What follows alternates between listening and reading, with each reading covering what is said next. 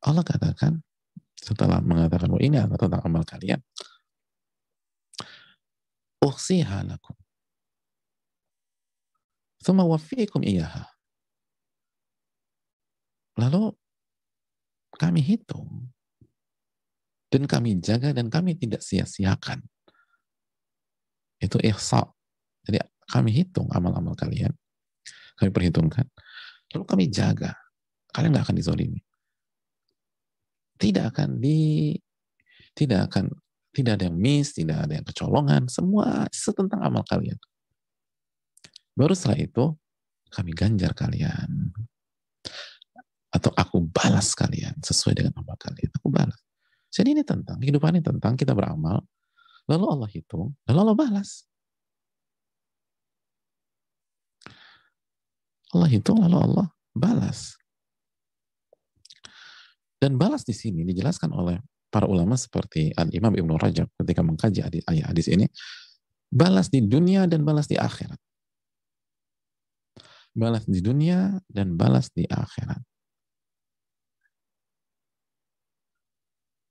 Inilah firman Allah Subhanahu wa taala dalam surat Al-Zalzalah ayat 7 dan 8 yang sangat populer itu, "Faman ya'mal mithqala dzarratin khairan yarah, wa man ya'mal mithqala dzarratin syarran yarah."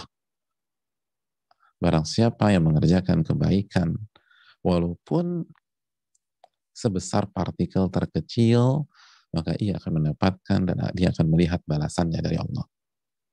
Walaupun partikel terkecil, walaupun amal kita cuma 0,000000001%, dia akan melihat balasannya dari Allah Subhanahu wa taala. Enggak usah khawatir. Makanya usiha lakum. Usiha lakum. Kita akan hitung semua. Kita akan jaga dan enggak ada yang kita sia-siakan. Enggak ada yang kita sia-siakan. Lalu man ya'mal mithqala dzarratin syarran yarah. Berikutnya ayat ke-8, dan barang siapa mengerjakan keburukan walaupun sebesar partikel terkecil, maka dia akan melihat balasannya. Dia akan melihat balasannya. Kecuali jika Allah ampuni. Jika itu bukan syirik. Tapi dia akan lihat balasannya. Walaupun, ini kan sepele. Masa kesalahan ini aja dia dibesar-besarkan. Oh enggak. Lupa baca surat Az-Zalzalah. Wa may ya'mal mithqala dzarratin syarran yarah. Barang siapa yang melakukan keburukan, kejahatan, walaupun dzarrah, partikel terkecil, 0,0001%, Anda akan lihat balasannya. Dan yang maksud balasan, sekali lagi kata para ulama, di dunia dan di akhirat. Dalam konteks hadis ini, di dunia dan di akhirat. Subhanallah.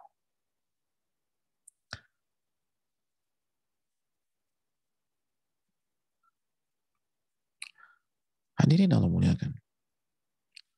Allah juga berfirman dalam surat An-Nisa ayat 123, "Man ya'mal su'an yujza bih." Man ya'mal su'an yujza bih. Barang siapa, bukan dari awal ya, di pertengahannya. Dan barang siapa mengerjakan kejahatan, keburukan, dosa, kezaliman, su'an yujza bih, dia akan mendapatkan balasan dari kejahatan tersebut. Subhanallah. Balasan dari kejahatan tersebut.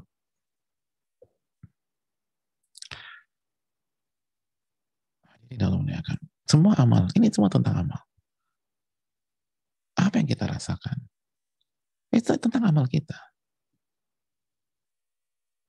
Ketika kita bahagia, setelah taufik dari Allah, itu amal kita yang Allah balas. Ketika kita down, kita hancur, hati kita gelisah, dan seterusnya, itu gara-gara amal Anda, amal kita.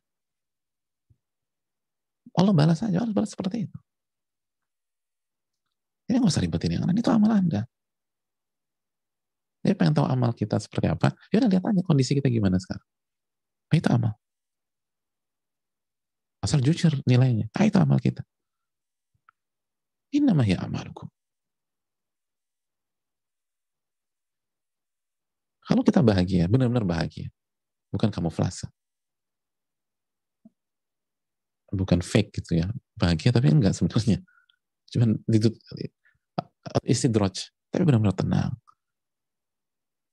Sholat itu bisa khusyuk, emosi bisa dijaga, setiap langkah dan sikap ilmiah misalnya, fakuhu, maka itu amal Anda yang dibalas oleh Allah Subhanahu wa taala. Itu poin.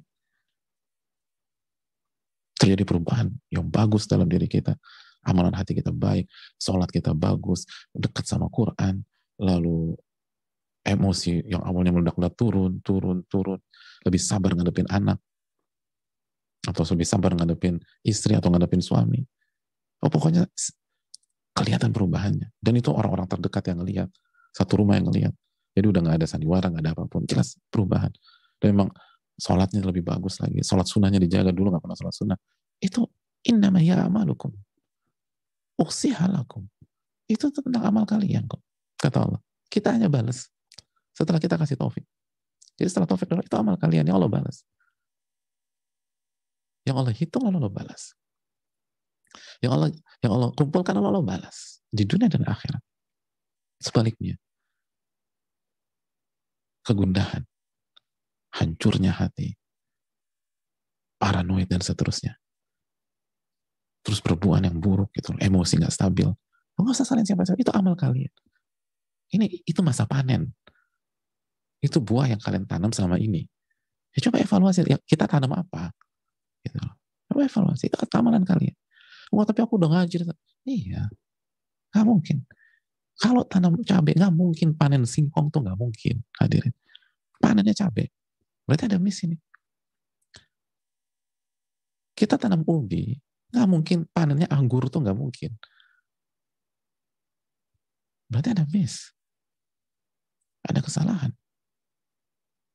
Atau kesalahan masa lalu sebelum kita hijrah yang kita ternyata belum benar-benar bertobat terhadap masa lalu tersebut.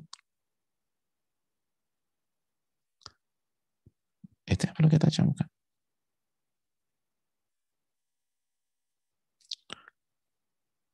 Hadirin Allah muliakan. Atau mungkin kita zolimin orang, lalu dia doakan keburukan untuk kita. Salam ya, semoga jaga kita. Ya amalukum, itu amal kalian, kata Allah Subhanahu wa taala. Yang aku balas itu aja. Allah nggak zolimin kita, jangan. Sebagaimana kalau kita tanamnya kebaikan, nanti panennya kebaikan. Gitu. Itu yang perlu kita camkan. Semua akan diganjar oleh Allah Subhanahu wa taala.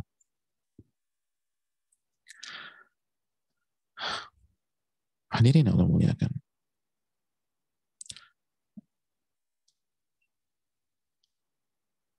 Dan semua akan dibalas dengan sempurna pada hari kiamat kelak. Pada hari kiamat kelak. Makanya hadirin Allah muliakan, Allah Subhanahu wa taala menjelaskan tentang ini dalam surat Maryam ayat 94 95. Laqad ahsahum wa 'addahum 'adda. Wa kulluhum atihi yaumal qiyamati farda. Laqad ahsahum wa 'addahum 'adda.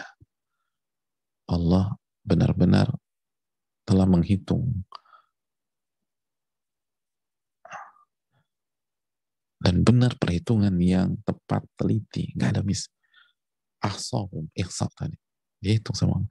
Wa'addahum adda, dihitung dengan detail, sedetail-detailnya. Wa ahsa kulla syai'a, dan wa kulluhum atihi yaumal qiyamati farda. Dan setiap orang akan datang kepada Allah pada hari kiamat sendiri-sendiri. Sendiri-sendiri, nggak ada dukungan, nggak ada lawyer, nggak ada tim legal, nggak ada supporter, nggak ada fans, nggak ada jamaah, nggak ada murid, nggak ada guru di sana, nggak ada suami yang selama ini lindungi kita, nggak ada suami, nggak ada anak-anak. Kulluhum atihi yaumal qiyamati farda. Setiap mereka akan hadir, akan datang kepada Allah sendiri-sendiri. Dalam kondisi semua yang mereka lakukan dikumpulkan, dicatat, dihitung secara detail oleh Allah Subhanahu wa taala.